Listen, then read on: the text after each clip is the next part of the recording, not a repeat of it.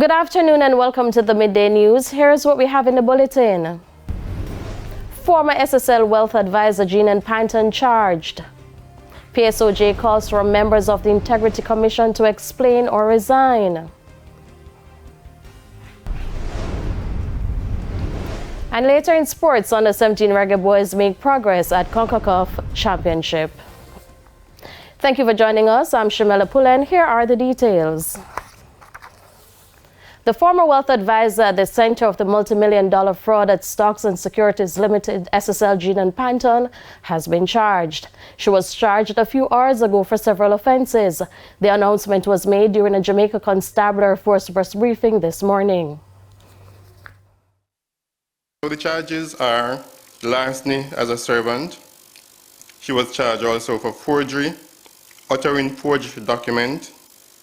We charge her for the breaches of the Proceeds of Crimes Act, breaches of the Cybercrimes Act, and as well as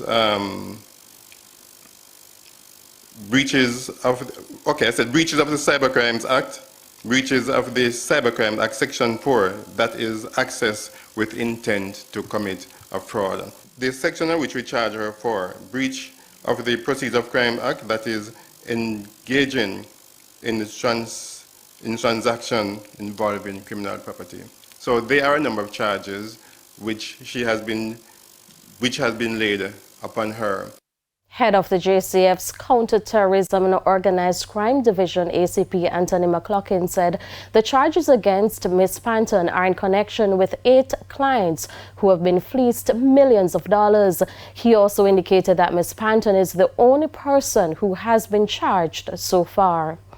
The investigations continue, so as soon as it unfolds, then we will be able to ascertain whether or not other persons will be charged. But if that is so, we will be more than happy to bring it to the attention of the public.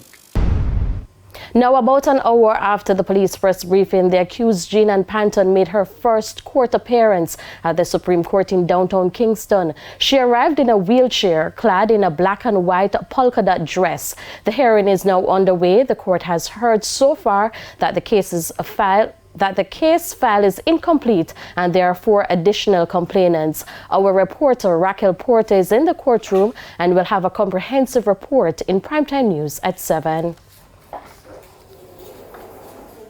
More pressure on the Integrity Commission to break its silence, to explain or resign. This is in relation to its report and subsequent ruling into conflict of interest claims against the Prime Minister. O'Shane Masters reports. Questions have been swirling as to whether there was an ulterior motive in the withholding of the decision by the Director of Corruption Prosecution that no charges should be laid against Prime Minister Andrew Holness.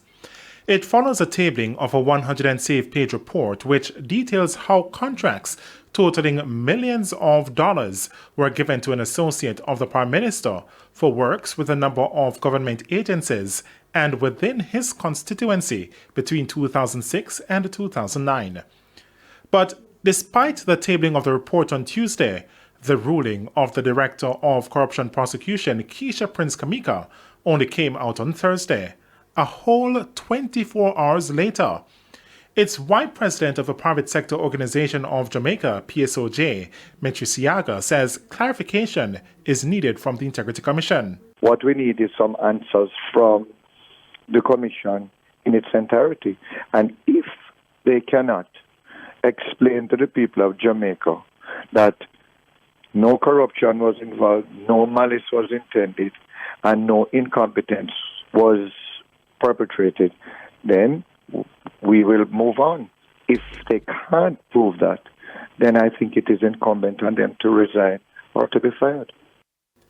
But with the gag clause in place, how is that possible? Their responses are limited, but yet we see tweets going out in the public sphere on social media about the matter from the executive director of of the organization. So I'm not accepting for a moment that they're limited in what they can say.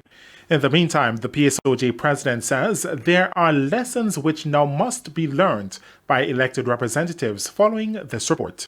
We either have to decide as a country if we want to or we don't want to allow our members of parliament to recommend people in their constituencies. There are some good reasons why and good reasons why not. But that's a different issue now. What is important is that the integrity of the office of the Prime Minister has been tarnished. The integrity of Jamaica has been tarnished. And I want to make sure that there was not malice intended in so doing. O'Shane Masters, TVJ News. And in a news release a short while ago, the Integrity Commission says it rejects any assertion that there has been any misstep in the proceedings. According to the release, there is no provision in the Act mandating the tabling of a ruling by the Director of Corruption Prosecution. It says in the interest of full and early disclosure, such a ruling ought to be communicated to Parliament and the public advised. The ruling of the Director of Corruption Prosecution in a matter where a report has sent to Parliament cannot be communicated to anyone before the report has been tabled, and will delve more into the Commission's release in Primetime News at 7. In other news, the role of a pharmacist could be expanded to allow them to administer vaccines. That's according to Health Minister Dr. Christopher Tufton. More in this report. For years, pharmacists have been lobbying for the right to administer certain types of medications through vaccines. Health Minister Dr. Christopher Tufton supports the idea. I don't see why a pharmacy with a trained pharmacist for this particular role could not administer vaccination. And that discussion came up a lot during the COVID vaccine program, where a few pharmacists who were trained in doing it did not get the opportunity to, because generally speaking, it's not allowed in the system. Many people compared it with the US and other jurisdictions. The truth is, those countries, the pharmacists are trained. Dr. Tufton says if approved, the pharmacists will be restricted and administer only certain vaccines. I don't want to get too technical on it, but anything that they're trained to administer. The key is training, and qualification. So for example, COVID vaccines. Administering vaccines, clearly, there's a process to it. And depending on what vaccine it is, then, the process may vary. If they are trained in the basic administering of vaccines, whether it is COVID, or it could be flu vaccines, which we administer every year. Some vaccines are more difficult and restricted. Yellow fever vaccine is very restricted because of the nature of the vaccine. I think it's only administered 2 places in Jamaica. So that may be an issue. But there are others that I think the flu vaccine, the seasonal vaccines, I see no reason why they couldn't be trained and administer it. But before that, they will have to be trained. And the reason for that, pharmacists have the distribution outlets across the country so they can reach people easier. They are already in the medical space, right? So their trainability should be much better than those who are just starting. And it takes the pressure of the primary healthcare system, the public system. I have never been one to think that only government must do certain things. I think public and private health must be merged as one to serve the people. And ultimately, it's about the people.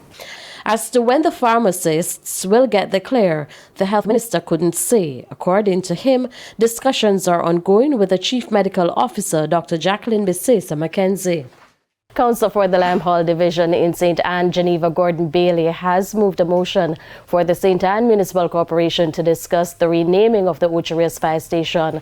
On January 28, Local Government Minister Desmond Mackenzie announced that the fire station will be renamed the Lorenzo Dowse Fire Station. Mr. Dowse, a firefighter, died in November last year after a car overtook a line of traffic and crashed into a parked fire truck on the Ocherias Main Road in St. Anne. He was pinned between both vehicles. Mr. Dow served the Jamaica Fire Brigade for 6 years.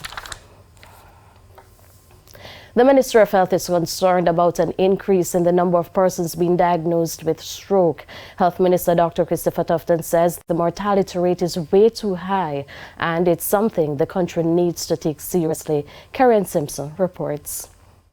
Health Minister Dr. Christopher Tufton has revealed that Jamaica's mortality rate has been significantly impacted by stroke. In 2020, over 7,000 Jamaicans experienced a stroke. And depending on your jurisdiction, you have your own statistics. Globally, it remains one of the leading. Of that number, that's about 82 per 100,000 population. That 2,500 or so died, a fairly high mortality rate. He says it has also impacted the country's economy. In terms of the debilitation, the lack of motion, the loss of economic earnings, the pain and suffering on society, the cost to institutions, communities, families, country. It is very significant. Dr. Tufton says this revelation may force the government to pay closer attention to healthcare management. It almost forces us to look at health in a way that captures the entire life experience. Because if you look at the root causes of stroke, you cannot ignore lifestyle. He was speaking at the 21st Annual Caribbean Neuroscience Symposium in Montego Bay.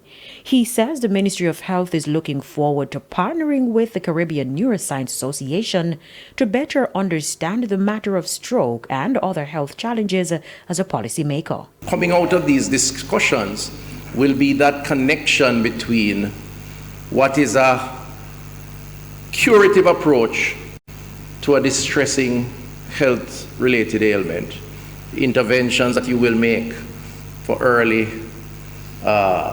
cauterization of the long-term impact of the phenomenon called stroke. We don't have enough neurosurgeons or people in your field to address the extent of the rate of growth of this type of ailment. As a matter of fact, you could extend that to a more general principle. We don't have enough hospital beds and operating theaters to treat with curative measures at the trajectory at which we are going in terms of non-communicable diseases. Karen Simpson for TVJ News. It's now time for the Business Minute. Here's Raquel Porto. Future energy source company FESCO is reporting its best quarterly results in the third quarter ended December.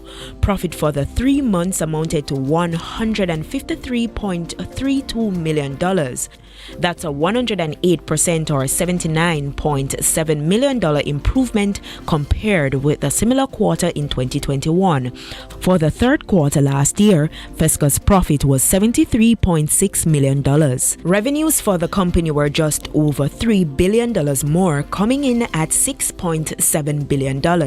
For the same period in 2021, FESCO recorded $3.7 billion in total revenues. FESCO says its improved performance reflects an increase in the liters of fuel sold. The company also introduced a new fuel, the 93 octane, which it expects will positively impact its earnings going forward. Further afield, the world's largest food company says it's raising prices. It comes after the company raised the prices by an average of 8.2% last year. Nestle says those price hikes were not enough to offset its own costs. But the Switzerland-based food giant has a fine line to balance. High prices can drive consumers away. Nestle admits its sales volume dropped during the second half of last year because of pricing. Competing food manufacturers are also planning to raise prices this year. For the Business Minute, I'm Raquel Porto. And now for the top regional and international stories. The Bahamas police have warned that the safety and security of all Caribbean Community CARICOM leaders and diplomats, as well as officials attending the CARICOM summit in the country, will not be compromised. 18 people have bbbe arrested for protesting outside the venue where the CARICOM summit is currently being held. The public is being advised to avoid the conference area if they can as much as possible for the next 2 days. The 18 people were arrested for unlawful assembly, resisting arrest, and causing a nuisance. On the international scene, 7 major German airports have been brought to a standstill after hundreds of ground crew walked out on a strike in a row over pay. More than 2,300 flights have been cancelled, affecting 300,000 passengers, with air travel effectively wiped out. Members of the Verdi Union and Civil Service Association are demanding a 10.5% increase for workers. And those are the top regional and international stories. I'm Carrie-Ann Simpson. Thank you, Carrie-Ann. We head to a quick break. When we come back, we'll have your midday sports report with Jordan Fort.